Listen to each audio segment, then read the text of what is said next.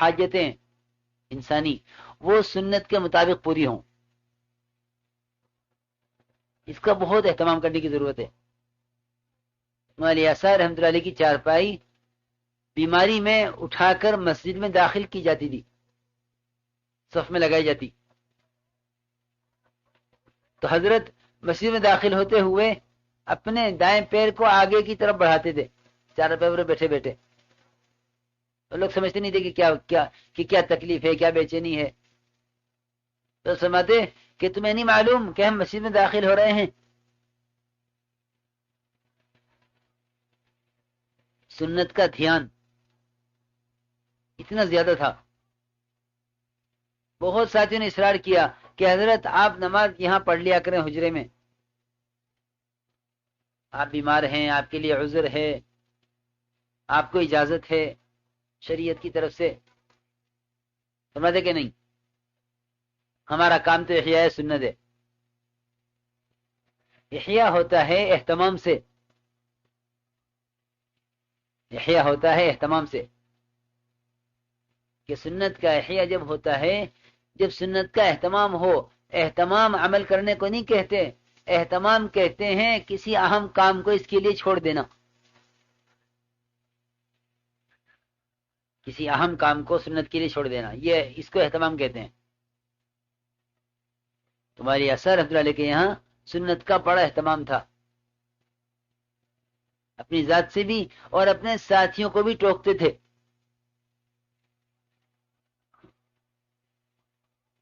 ایک میواتی وہ کھڑے ہو کر وہ پانی پی رہا تھا بائیں ہاتھ سے. حجرے کے سامنے مٹکا رکھا ہوا، وہاں سے پانی لیا اس نے اور بائیں ہاتھ سے پانی پی رہا تھا.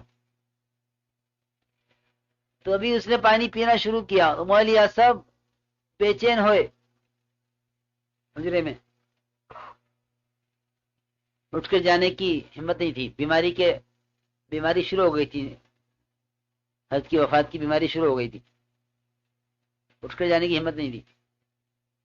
تو حضرت اندر سے بے چین کہ کیا کروں، کہ یہ آدمی جماعت میں نکلا ہوا ہے اور بائیں ہاتھ سے پانی پی رہا. ابھی اسی بے چینی میں تھے کہ ایک آدمی مسجد سے اٹھ کے بھاگا ہوا گیا اس کو دیکھ کر، وہ بھی میوات کا. اور اس سے کہا جا کے، اے بھائی پانی اپنے ہاتھ سے پی، اپنے ہاتھ سے پانی اپنے ہاتھ سے پی. اس کا اتنا کہنا تھا، مولانا صاحب رحمۃ اللہ علیہ اتنا خوش ہوئے اور فرمایا ساتھیوں کو بلا کر کہ اب میرا کام چل گیا ہے، میرا کام چل گیا. کہ میں یہ چاہتا تھا کہ امت کے اندر اس کا احساس پیدا ہو جاوے کہ خلاف سنت کام دیکھ کر ناگواری ہو، خلاف سنت کام دیکھ کر ناگواری ہو. کہ اللہ تعالی شکر ہے کہ امت میں اس کا احساس پیدا ہو گیا. حالانکہ وہ جاہل آدمی میوات کا.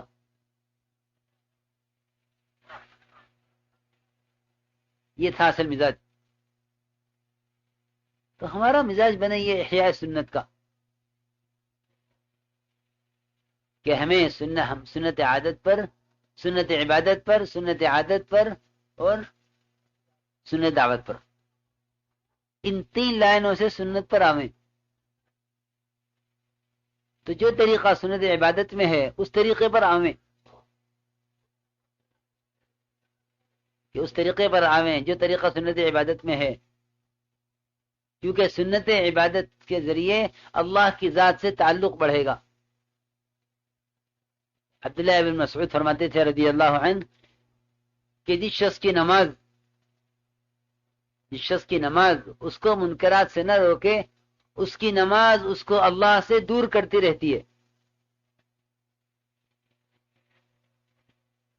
اس کی نماز اس کو اللہ سے دور کرتی رہتی ہے. کہ جس شخص کی نماز اس کو برائیوں سے نہ روکے، کہ اس کی نماز اس کو اللہ سے دور کرتی رہتی ہے. دیکھو یہ بات غور کرنے کی ہے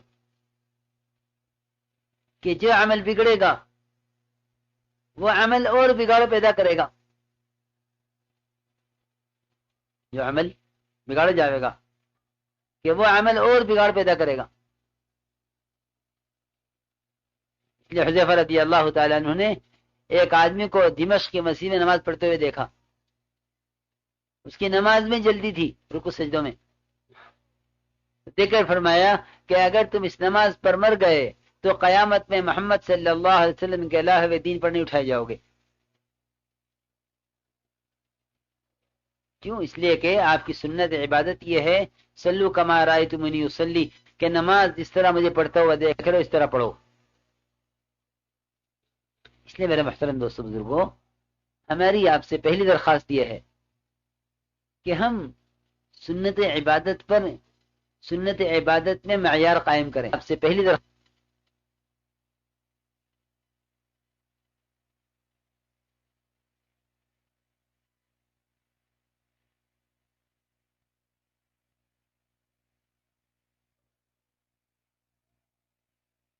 تہجد کا، لمبے قیام کا، لمبے سجدوں کا مزاج بناویں، ورنہ ساتھی کام کے تقاضوں کی وجہ سے نماز کو مختصر کر دیتے ہیں اور لمبے مشوروں کی وجہ سے، لمبے بیانات کی وجہ سے تہجد کو چھوڑ دیتے ہیں. یہ اندر ایک کمزوری پیدا ہو گئی ہے.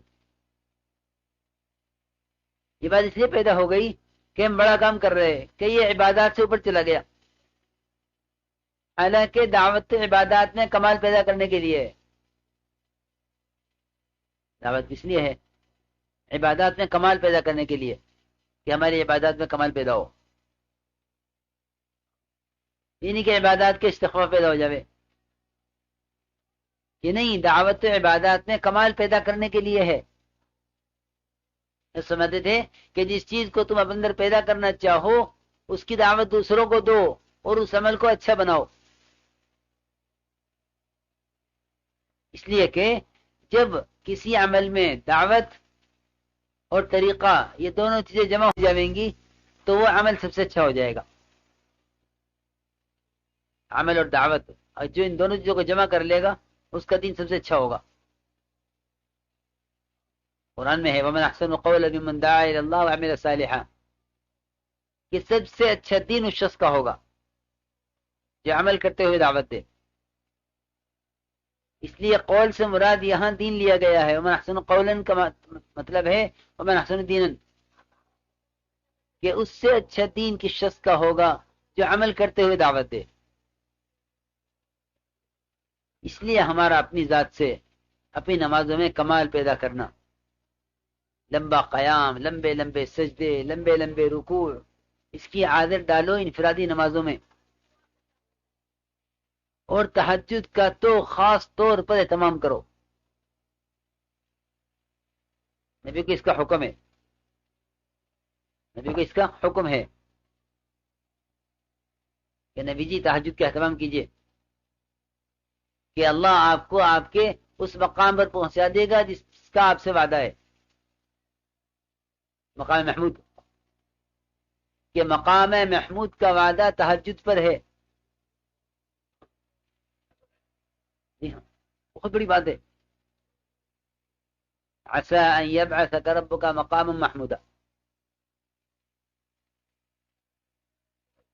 یہ بہت اونچی چیز ہے یہ تہجد. مولانا صاحب فرماتے تھے کہ صبح صادق سے پہلے قرآن کو دیکھ کر پڑھ لیا کرو. قرآن دیکھ کر پڑھ لو. تو میں نے اس کا کہیں بدل نہیں پایا. تمام مشائخ کے اوراد میں، ان کے وظائف میں، ان کی تسبیحات میں لمبے لمبے وظیفے، کہ اس سب میں نے وہ بات نہیں پائی جو بات میں نے صبح صادق سے پہلے قرآن کو دیکھ کر پڑھنے میں محسوس کی ہے. اس کا اہتمام تاکہ ہمارا تعلق اللہ کی ذات کے ساتھ گہرا ہو. کہ جتنا تعلق اللہ کی ذات کے ساتھ گہرا ہوگا ہم اللہ کے بندوں کو اللہ سے متعلق کرنے میں اتنے کامیاب ہوں گے. اور جتنا تعلق اللہ کی ذات سے کمزور ہو جاوے گا ہم اللہ کے بندوں کو اللہ سے متعلق نہیں کر سکتے۔ یہ میرے بزرگ دوستو عزیزو، یہ ہمارے اندر اجتماعیت اور جامعیت اور صفات قبولیت، ان صفات قبولیت میں یہ شرط ہے کہ ہماری اپنی ذاتی زندگی نمونہ بنے۔ ذاتی زندگی، کیونکہ دیکھو داعی کی زندگی جو ہے وہ اجتماعی ہے، انفرادی نہیں ہے۔ داعی کی زندگی کیسی ہے؟ اجتماعی ہے، کہ لوگ ہمارے کاروبار کو، ہماری شادیوں کو دیکھیں گے۔ جی ہاں، یہ بہت بڑا مسئلہ ہے یہ، کہ ہمارا تعلق اس کام کے ساتھ وقت دینے کا ہو گیا۔ کیا ہو گیا؟ وقت دینے کا، کہ ہم سال کا چلہ دیں گے، مہینے کے 3 دن دیں گے، 4 مہینے دیں گے، اور مہینے کے 10 دن دیں گے، اور 8 گھنٹے دیں گے۔ ہاں، اس کے علاوہ ہم سے کوئی مطالبہ نہیں ہے، کہ نہیں، سب سے پہلے اس کا مطالبہ ہے کہ آیا ہماری محنت اور ہماری ذاتی زندگی اس کام میں دوسروں کے لیے نمونہ بن رہی کہ نہیں؟ کیونکہ یہ اللہ کا ضابطہ ہے کہ اللہ رب العزت یہ کام نبیوں سے جب لیتے تھے جب نبی اللہ کے ضابطوں پر پورے اتر آویں۔ ابراہیم علیہ السلام نے ساری ابتلاءات پوری کر کے دکھلائیں، احکامات کی لائن کی بھی، قربانیوں کی لائن کی بھی۔ تو اللہ نے فیصلہ کیا، انی جاعلک للناس اماما، کہ ابراہیم ہم تمہیں ملت کا امام بناویں گے۔ امام کسے کہتے ہیں؟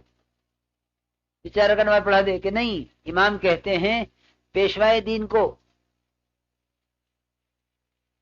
اس کو پیشوائے دین، کہ پیشوائے دین کو امام کہتے ہیں، کہ پورے دین کا پیشوا۔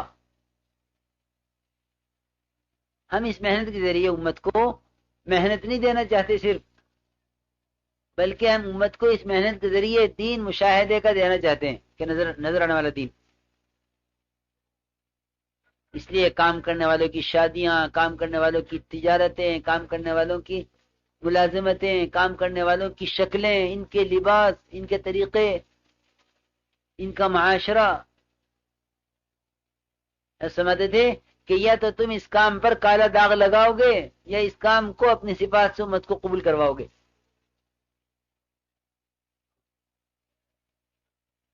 اس کام کو امت کے، کہ اس کام کو اپنی صفات سے قبول کرواؤ گے، کہ لوگ کہیں گے ہاں یہ کام قبول کر لو، یہ کام، اس کام کرنے والے اچھے ہیں،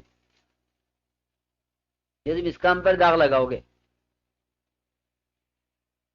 کہ کام کرنے والوں سے متہم بھی ہو جائے گا، اور یہی کام صحیح کام کرنے والوں کے ذریعے سے مشہور ہو جائے گا، قبول ہو جائے گا امت میں۔ اس لیے اس کام کے کرنے والوں کی ذاتی زندگی کی تبدیلی، یہ پہلا سوال ہے، کہ ہماری ذاتی زندگی وہ نمونہ بنے۔ اس لیے کہ دیکھو اس کام کے کرنے والے کو اللہ نے امام کہا ہے، کہ نبیوں کا کام ہے، اور انبیاء کو اللہ نے امام کہا، امام۔ انی جاعلک للناس اماما، کہ ابراہیم ہم تمہیں ملت کے امام بناویں گے۔ اس لیے کہ ابراہیم علیہ السلام نے 30 صفات پوری کر کے دکھلائیں۔ کتنی؟ 30 صفات ہیں وہ قرآن میں، تمام عبادات اور معاملات اور معاشرہ اور اخلاق اور ایمانیات، سب کی سب اس میں ہیں، 30 صفات ہیں وہ ابراہیم علیہ السلام کے اندر۔ اس پر اللہ نے ابراہیم علیہ السلام کو قبول کر لیا، کیونکہ یہ اللہ کا دستور ہے کہ اللہ رب العزت یہ کام ان سے لیں گے جو اللہ کے ضابطے پر پورے اتریں۔ تو میرے بزرگوں، دوستو عزیزوں، کام کرنے والوں کی ذاتی زندگی نمونہ ہے یا نہیں، یہ سوال ہے۔ اس لیے کہ جو میدان ہے نا، میدان وہ عوام کے ہاتھ میں نہیں ہوتا، میدان عوام کے ہاتھ میں نہیں ہے۔ عوام بے وصولیاں کریں گے تو عوام کی بے وصولی سے کام کا کوئی